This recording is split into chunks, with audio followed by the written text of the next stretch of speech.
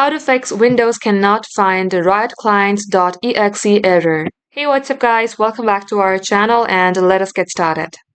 First thing first, launch your Riot clients, then get logged into your account.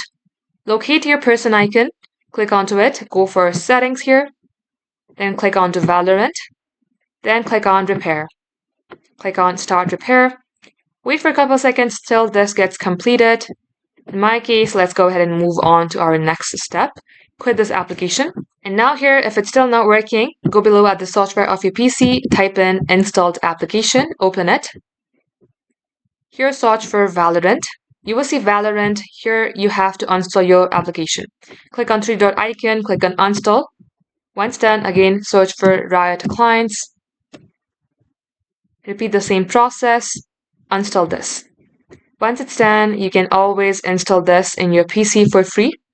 Open a new browser in your Chrome or any preferred web application, then click on search bar, type in Valorant download. Click onto Valorant, click on play for free, then go ahead and download Valorant in your PC. And once your downloading is completed, you will see a pop-up of Valorant.exe folder.